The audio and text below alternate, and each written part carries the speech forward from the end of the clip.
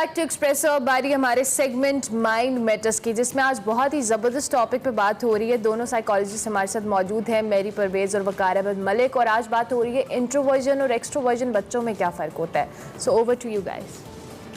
Thank you very much Almala and Imran.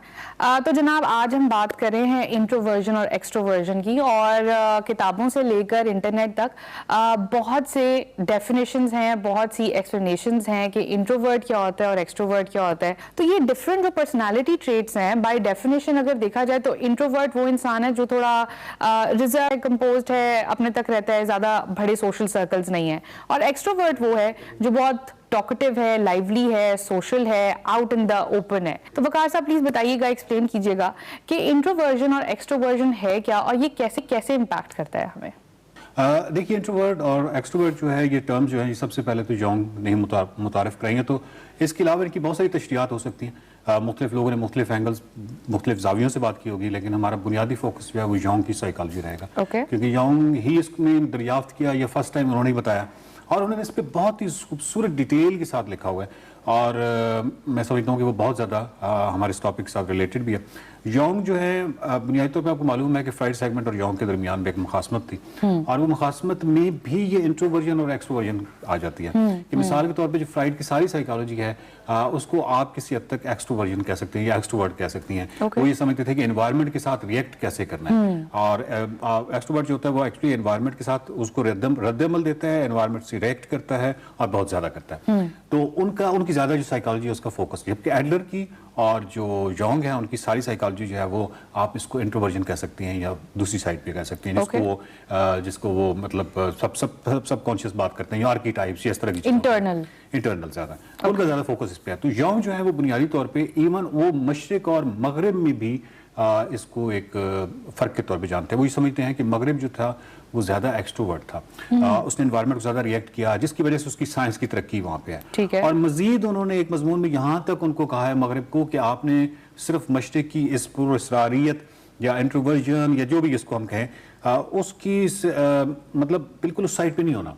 उसकी वजह यह है कि आप ऑलरेडी यहाँ पे बहुत अच्छा परफॉर्म कर रहे हैं, इसको परफॉर्म करते हुए और उसके साथ आपने वो वाला एक्सपीरियंस करना है। और अगेन हमारे यहाँ थोड़ा सा कुछ अरसे से, पिछले 5-6 दहाइयों से हमारे यहाँ बच्चों में ज्यादा पसंद हम करते हैं एक्सट्रोवर्ट बच्चे, जो सोशली, क्योंकि वो सोशल होता है, वो लाउड होता है, वो एक्सप्रेसिव होता है, सबको बहुत प्यारा लगता है, हर किसी को बहुत प्यारा लगता है। इंट्रोवर्ट बच्चे जो है वो अकेला खेलना चाहता है, उसका दोस्त होंगे तो लिमिटेड दोस्त होंगे, वो बिल्कुल डिफरेंट होगा।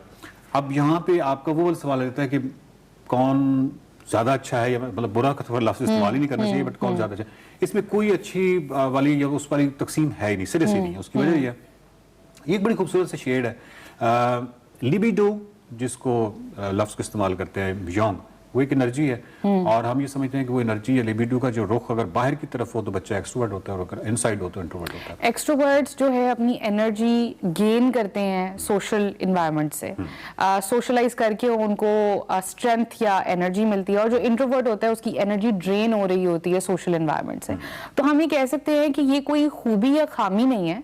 एक्सट्रोवर्ट होना एक पर्सनैलिटी टाइप है, इंट्रोवर्ट होना एक पर्सनैलिटी टाइप है, तो इसके अंदर कोई वो नहीं है कि ये एक बंदा जो है वो दूसरे से कमतर है। लेकिन हमारा जो परसेप्शन या जो देखने का नजरिया है इन दो बच्चों को, वो इसलिए फर्क हो जाता है क्योंकि जो एक्सट्रोवर्ट होता है वो स्पोर्ट्स में भी है, वो डिबेट्स में भी है, वो थिएटर में भी है, और खुद भी से कि क्योंकि मे बी एक्सट्रोवर्ट इतनी ज़्यादा डिफरेंट चीज़ों में होता है तो वो थोड़ा सा डिस्ट्रैक्टेड भी आसानी से हो जाता है, और जो इंट्रोवर्ट होता है वो ज़्यादा फोकस्ड हो सकता है। और क्या ये चीज़ उनके प्रोफेशनल लाइफ, करियर या करियर चॉइसेस, डिसीजन मेकिंग के अंदर इसका कोई रोल प्ले होता है? मेरा ख्याल है कि इसका तो नतीजा हम सिर्फ इस बात से निकाल सकते हैं कि एक स्टडी है कि जो इंटेलेक्चुअल प्रॉपर्टी है उसमें 90% इंटेलेक्चुअल प्रॉपर्टी इंट्रोवर्ट्स की। I don't disagree. Of course, क्योंकि वो है ही इंट्रोवर्जन का। आप कोई साइंटिस्ट उठा के देख लें, कोई लिटरेचर, उसकी एक वजह ये है, जो यंग की साइकोलॉजी में अगर हम जाएं तो उससे भी हमें मिलती है, और वैसे भी जनरली एक आइडिया हो जाता है। क्योंकि वो ये समझते हैं कि एक जो कलेक्टिव अनकॉन्शियस की एक टर्म इस्तेमाल करते हैं, तो कलेक्टिव अनकॉन्शियस जो है उसमें आर्कीटाइप्स हैं, और आर्कीटाइप्स मिसाल के तौर पे एक मैं मदर, मेरा एक माँ का अपना एक एक्सपीरियंस होगा, मेरी एक माँ है, बट एक मदर का एक यूनिवर्सल सा एक्सपीरियंस, एक यूनिवर्सल सा इमेज है जो मेरे कलेक्टिव अनकॉन्शियस में। अच्छा, जितने आप इंट्रोवर्ट होते हैं इतना आप उन आर्कीटाइप्स से ज्यादा आप कनेक्टेड होते हैं और इतना ज्यादा आप बेसिकली इतनी ज्यादा उसकी प्रोबेबिलिटी होती है कि आप कोई बड़ा काम करें और कोई ऐसा काम जो थॉट प्रोसेस के थ्रू, यानी कोई इन्वेंशन है, कोई शायरी है, कोई अदब है, कोई एनी बिग आइडिया, जितने भी बड़े आइडियाज हैं वो सारे, जिसकी वजह से 90%। अब मैं अमूमन जो वालिदैन हैं उनसे रिक्वेस्ट करता हूँ और साथ से रिक्वेस्ट करता हूँ कि जिन बच्चों को आप डिस्करेज कर रहे होते हैं, जिन बच्चों को आप उकसा रहे होते हैं कि वो सोशल हों, अच्छा ये बहुत ही दर्दनाक बात है। आप सोच नहीं सकते कि एक इंट्रोवर्ट बच्चे को जब आप उकसाएंगे तो उसकी बायोलॉजी के खिलाफ आप उकसा रहे हैं, तो बायोलॉजी के खिलाफ तो कभी भी अच्छा परफॉर्म नहीं करेगा। उसको इंट्रोवर्जन रहने दे। हाँ, एक चीज है कि नेचर अपने बड़ा खूबसूरत काम करती है। मिसाल के तौर पे एक बच्चा है आपका इंट्रोवर्ट पैदा हो गया, दूसरा बच्चा है वो एक्सट्रोवर्ट पैदा हो गया। मजे की बात यह है कि दोनों की असरात होंगे एक दूसरे पे, और एक्सट्रोवर्ट बच्चा क्योंकि वो आया तो दोस्त और इकट्ठा हर वक्त हैं और वो हर वक्त जो है वो छलांगे लगाएगा, हर वक्त एनवायरनमेंट को जो है वो रिएक्ट करेगा। तो इस बच्चे को ऑफ कोर्स करते करते आप यूं समझिए कि अगर ये बहुत ज्यादा इंट्रोवर्ट है तो एक्सट्रोवर्ट थोड़ा सा बैलेंस ले आएगा।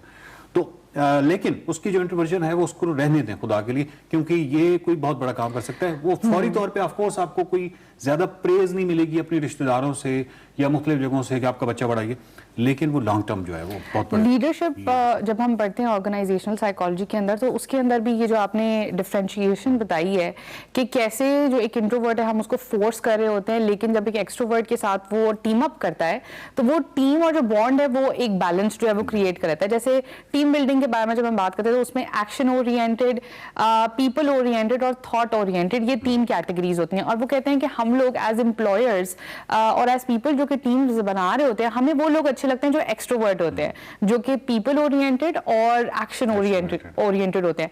हम ये भूल जाते हैं कि 90% एज यू सेड कि 90% जो काम है वो प्लानर ने, वो थॉट ओरिएंटेड बंदे ने करना है और वो जनरली कोई एक्सट्रोवर्ट नहीं होगा। अच्छा, एक चीज जो है वो ये है कि एक तो है ना कि आपने पैदाइशी एक बच्चा जो है वो इंट्रोवर्ट है या एक्सट्रोवर्ट है, वो तो बहुत ही वाज़ेह आपको नजर आ रहा होता है। बाद में कई दफा एक चीज डेवलप हो जाती है और वो होती है किसी सब्सटेंस के इस्तेमाल से, ड्रग्स के इस्तेमाल से, कि आप एक साइकोसिस डेवलप कर लेते हैं और वो साइकोसिस जो है उससे ऐसे लगता है जैसे बिल्कुल बंदा अंदर गुम है और वो सारा कुछ है।